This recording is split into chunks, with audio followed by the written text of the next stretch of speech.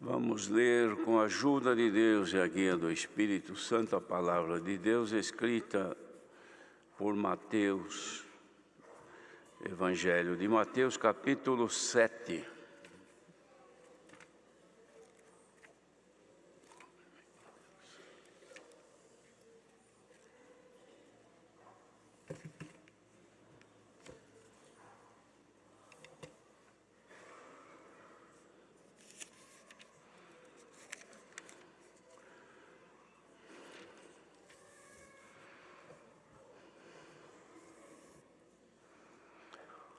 Vamos ler então com a ajuda de Deus.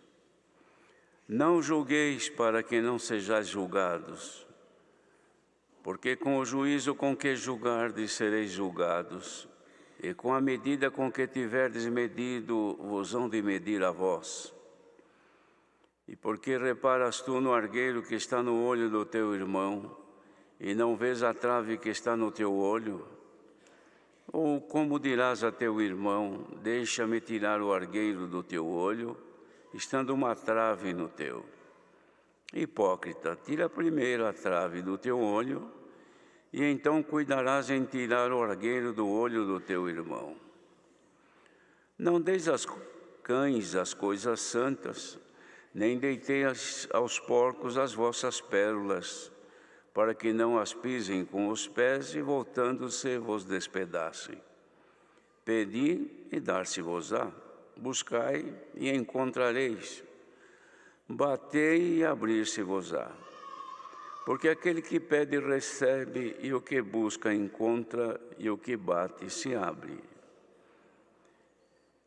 E qual dentre vós é o homem que, pedindo-lhe pão seu filho, lhe dará uma pedra?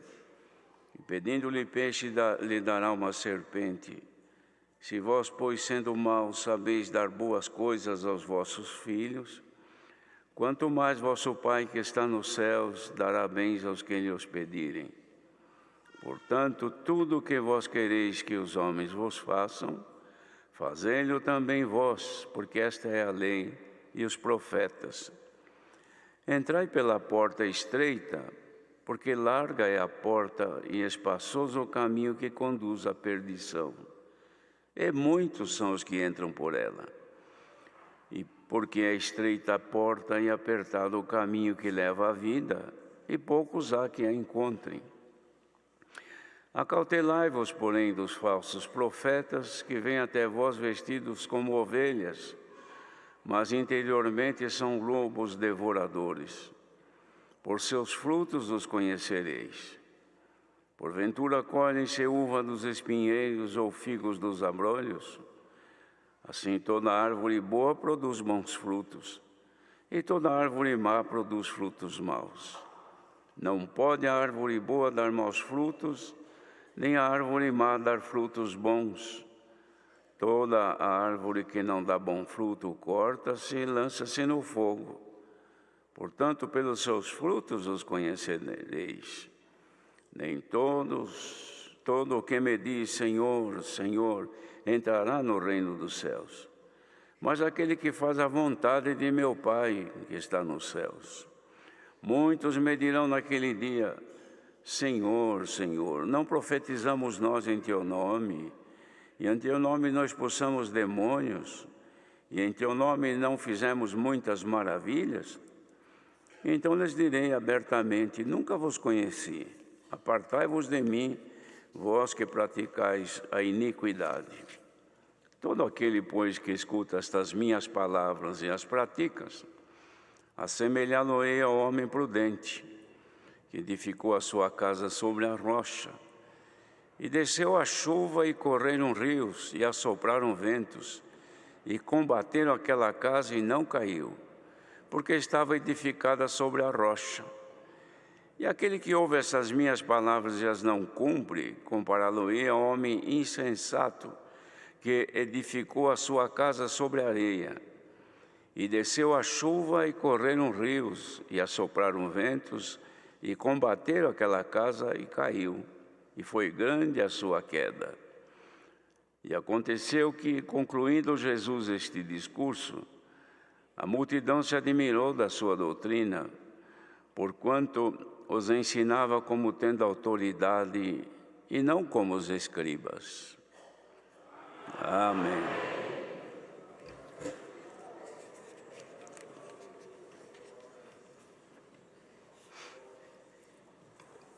Queridos irmãos, mandado que lê a Escritura tem conhecimento que Mateus, nos primeiros capítulos, registrou os sermões que Deus dava a graça de Jesus fazer para a salvação dos homens, das pessoas. E ele anunciava aqui coisas de conhecimento das pessoas, mas que não praticavam. Sabiam, mas eles não tinham dedicação em entregar-se ao Senhor. Os irmãos vejam, no capítulo 5, o Senhor Jesus deu uma grande ilustração sobre as bem-aventuranças, que são beatitudes.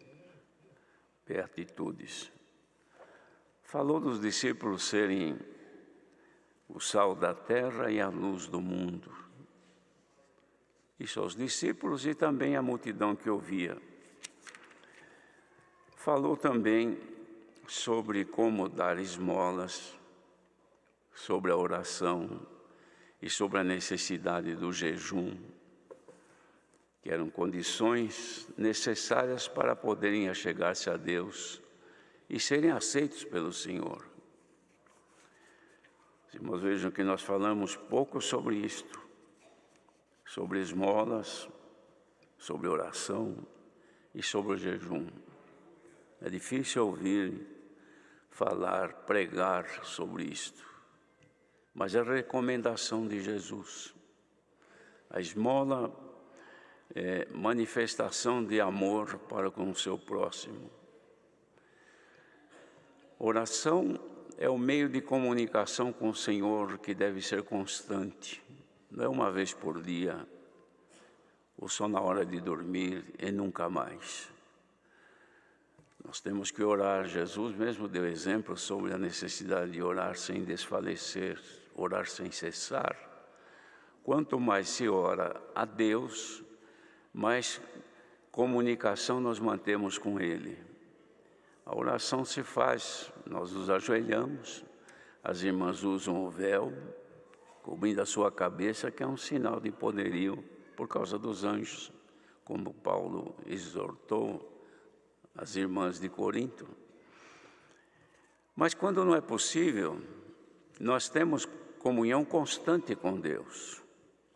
Antigamente, os irmãos vejam que interessante, já bem há 60 anos atrás, não havia telefone à vontade. Então, num bairro, geralmente, numa padaria, num lugar, tinha lá um telefone que o dono da padaria franqueava aos seus clientes quando precisava fazer alguma ligação.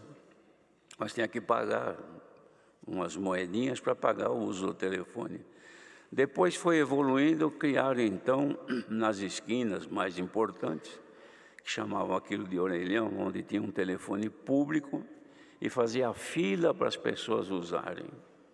Tinha que ter uma moedinha, que não era dinheiro, mas se comprava. Era um disco metálico para poder inserir na máquina do telefone e conseguir linha. Era muito difícil. Com a evolução, foi indo. Surgiram então o aumento das linhas, que aí passaram a ter telefones em casa. Quem tinha telefone em casa era um luxo. Gostava de dizer, não, eu tenho meu telefone em casa. Não era assim? Mas isso era pouco, foi evoluindo. Hoje, tem gente que tem o telefone no relógio. Fala pelo relógio, imagina como não tem linha, não tem fio, não tem nada. É a evolução dos tempos. Espiritualmente, irmãos, nós temos o meio primitivo, que é dobrar os joelhos, ficar em comunhão, clamar e falar com o Senhor na nossa oração. Mas também o Senhor tem feito esta evolução desde os tempos primitivos. Quem tem comunhão com Deus, tem ligação com Deus em qualquer lugar, a qualquer hora. Então, a oração deve existir em nós, irmãos. Assim como a gente tem no bolso o telefone para usar a hora que quer. Precisou de Deus, ore. Mas eu não posso me ajoelhar. Põe-te em comunhão. Não te impede de andar, de trabalhar, nada. Você meditar um pouquinho. Davi mesmo escreveu sobre a diferença do justo e do ímpio. O justo meditava na lei do Senhor de dia e de noite. E não impedia de trabalhar, de lutar na vida. Então a oração era ensino de Jesus importante. E o jejum, a abstinência dos alimentos para oferecer, irmãos, alguma coisa em benefício da comunhão com Deus. A pessoa que jejua, ela está ali se consagrando a Deus, consagrando o seu corpo ao Senhor. Mas vale alguma coisa? Claro que vale. Tinha um moço endemoniado, irmãos, que tinha um espírito que o impedia de falar, de ouvir, surdo-mudo. Os discípulos foram expulsados, não conseguiram. Aí chamaram o Senhor, olha aqui, esse rapaz aqui, o inimigo pega ele, fica possesso.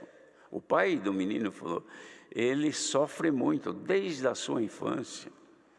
Cai no fogo, cai na água, não tem o que fazer. Os seus discípulos tentaram expulsar, mas não conseguiram. O Senhor Jesus, então, disse, geração incrédula, até quando eu vou ter que sofrer vocês? Cadê o menino? Trouxeram, e logo que chegou, o inimigo se manifestou, ele caiu no chão, ficou se retorcendo todo. O Senhor chegou e falou, te ordeno, sai dele. Imediatamente saiu. Pensaram que o menino estava morto, o mocinho. Aí Jesus pegou na mão dele, levantou e entregou para o pai. Está aqui o teu filho são, curado. Os discípulos viram aquilo tão fácil, falaram, por que nós não conseguimos?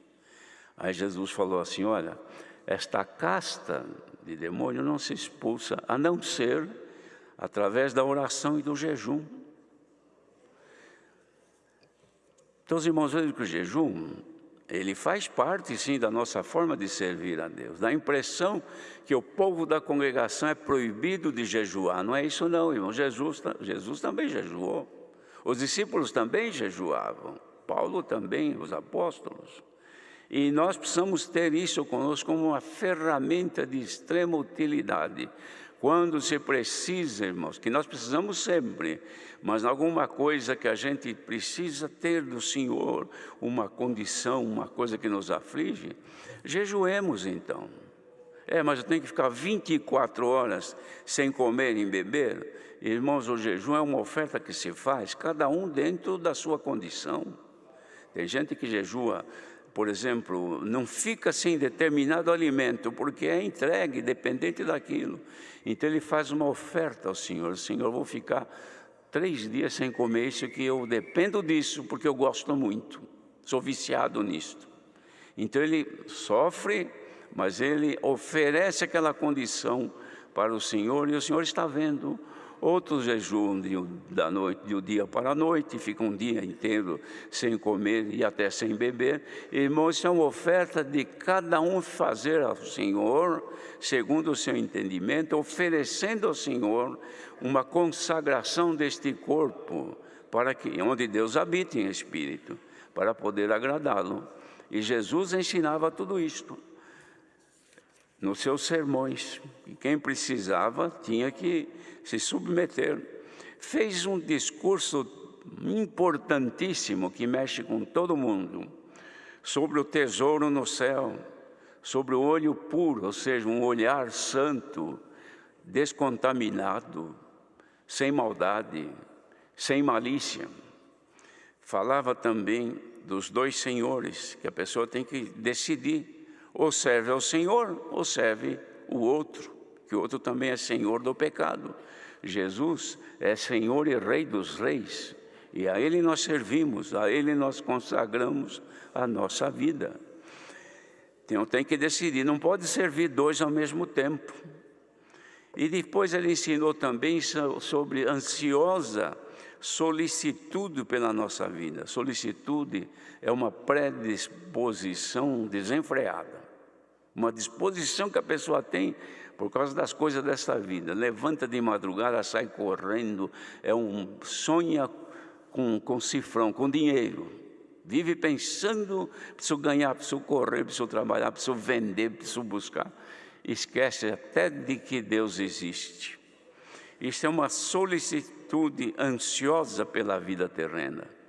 E ansiedade pela vida espiritual a gente não tem. É difícil, com exceção de quem levantou cedo hoje, neste dia tão frio, que a cama era a melhor coisa que tinha, mas deixou para vir buscar a palavra de Deus. Então há uma bem-aventurança de quem oferece alguma coisa que não gostaria de fazer, mas eu vou fazer porque eu preciso do Senhor. E ele ensinou tudo isso, ninguém ensinava isso, irmãos. Depois ele fez este ensinamento tão profundo sobre o juízo temerário, o juízo inseguro, o juízo que a gente faz das coisas sem base, sem conhecimento. Mesmo tendo base e conhecimento, não nos pertence fazer, porque nós não somos juízes. Ninguém é juiz aqui nesta obra. Juiz é o Senhor. Então Jesus ensinou as pessoas a não julgar ninguém, para que também não fosse julgado. Vê que ensinamento tão profundo que ele deu, que até então, toda a lei de Moisés que tinha, ninguém pregava essas coisas. Então o povo era livre, fazia do jeito que queria. Por quê? Porque a mente estava fechada para agradar a Deus.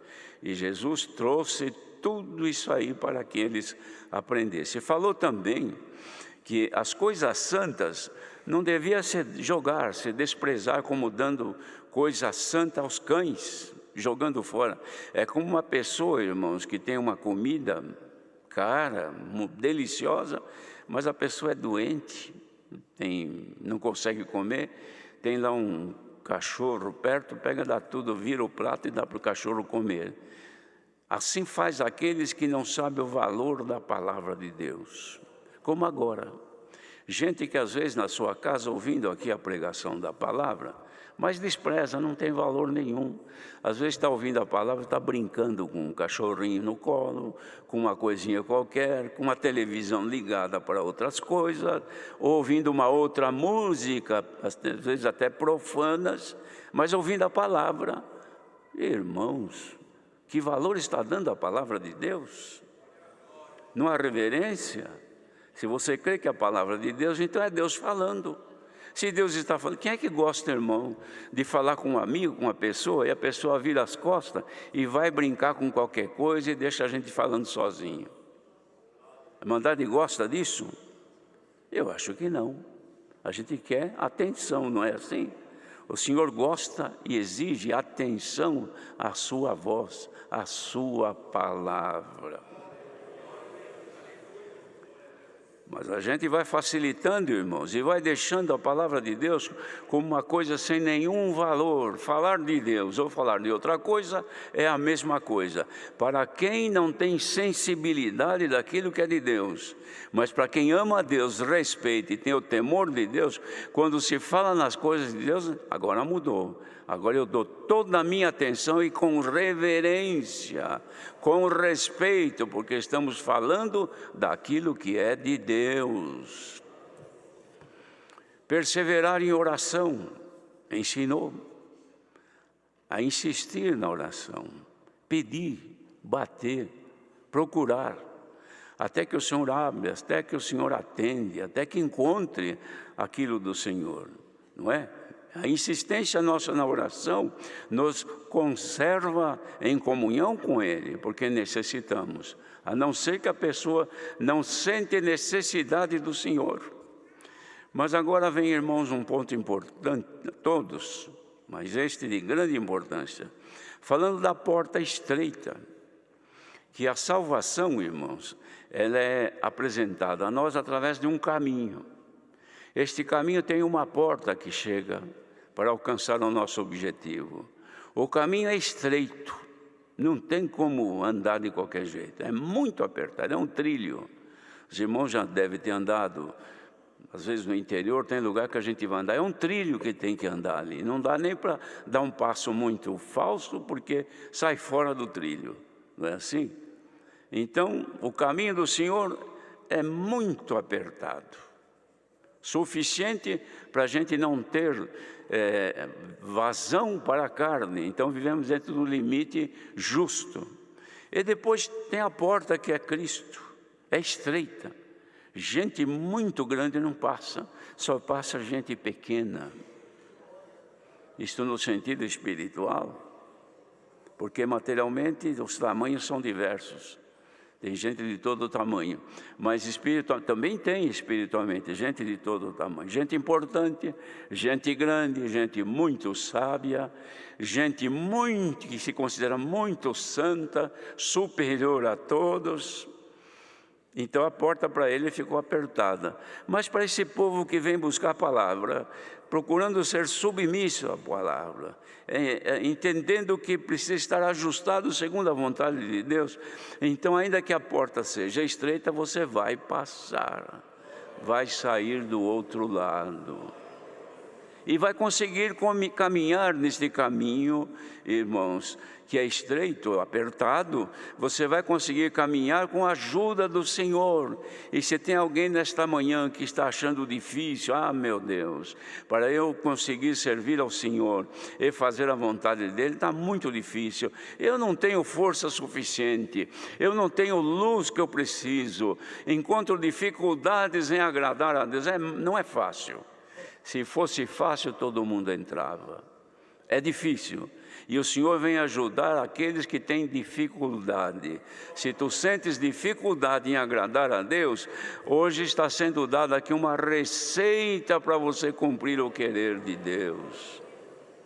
Agradar ao Senhor em todo o viver, na forma de falar, na forma de agir, sempre sincero perante o Senhor, não querer esconder de Deus defeito. Irmãos, é natural a pessoa esconder defeito do seu próximo, porque ninguém tem acesso à mente e à consciência de outro. Nós temos acesso à nossa mente, à nossa consciência, e até com dificuldade. Se perguntar para os irmãos, o que aconteceu contigo ontem, a esta hora? A gente nem lembra, sei lá o que aconteceu. Tanta coisa, não é? Então nós temos limites. Quanto à parte espiritual, irmãos, nós precisamos buscar de Deus que nos dê condição de entender nossos caminhos e andar com pureza, com sinceridade. Errou? Não esconda do Senhor, corre aos pés dele. Meu Deus, eu errei, me arrependo, Senhor. O caminho para mim, eu saí fora, tropecei, escapei dos retos caminhos, mas eu quero voltar e caminhar direito. O Senhor te dá a mão nesta manhã e te ajuda a caminhar direitamente nesse caminho que é apertado, mas que te leva à salvação. Porque quem caminha livremente, irmãos, faz de tudo, anda como os outros, não tem limites. É porque o caminho é largo, vai onde quer, faz o que quer, vive do jeito que acha melhor, não precisa dar satisfação a ninguém, e não precisa mesmo a ninguém, pessoal, mas a Deus temos o dever, a não ser que saiamos do caminho apertado e vamos fazer uma vida larga, como é o mundo. Aí você não precisa dar satisfação. Todavia, saiba que Deus conhece a fragilidade humana.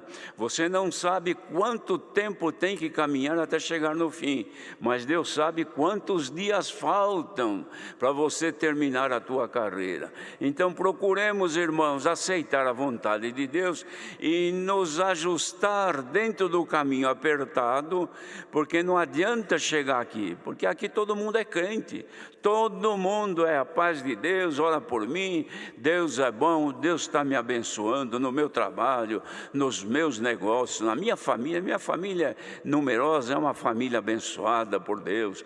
Deus me dá tudo o que eu quero, viajo para cá e para lá, não há limites, porque Deus abençoa. Onde eu ponho a minha mão vira ouro, onde eu faço tem bênção. É melhor aquele, Senhor, como ouvimos na oração, sem Ti nada podemos fazer. Onde eu ponho a minha mão, Senhor, só será bendita se Tu colocares a Tua. porque só a minha não traz bênção nenhuma. Mas se você depender do Senhor e aceitar viver segundo as regras da bendita palavra, não falta luz, não falta sabedoria, não falta guia para você caminhar, e não falta a bênção de Deus na tua vida, na tua casa, na tua família. Durante o teu viver, vai viver muito tempo, o tempo que Deus determinou, bendito por Deus. Por quê? Porque está lutando para viver nesta vida agradando ao Senhor. E depois fala também dos falsos profetas, que já havia e haveria de ter mais, e tem muitos, já cheio de falsos profetas, que agradam a gente no falar, que promete tanta coisa, mas nós não estamos atrás de promessas de nada, a não ser a promessa que vem da boca do Senhor Jesus. Quem aceitar, irmãos, a palavra que está sendo pregada nesta manhã, ela está circunstanciada, baseada inteiramente dentro do capítulo 7 do Evangelho de Mateus. Não dá para desviar dele. Fala do juízo. Por que eu vou julgar se eu não sou juiz? Então não vou julgar ninguém, porque se eu julgar, eu serei julgado também. Se eu medir alguém, eu serei medido também por Deus. Então, irmão, se eu reparar no cisco que está no olho do meu irmão e não ver que tem uma trave no meu, o Senhor vai chamar de hipócrita. Eu sei que essa palavra incomoda de ouvir, mas a palavra de Jesus também incomodou aquela gente. Os irmãos não pensam que os que estavam ouvindo isso aqui ficavam dando glória, dizendo, olha que maravilha. Nada, irmãos. Achavam, até tinham vontade de pegar o Senhor naquela hora e fazer algum mal a Ele. Por quê? Porque o coração estava cheio daquilo que não era de Deus. Queira Deus que os ouvintes que ouvem esta palavra desta manhã possam falar, Senhor, trabalha no meu ser, toma o meu coração nas tuas mãos, tira de mim aquilo que não é agradável e ajuda-me a ouvir e cumprir as tuas palavras.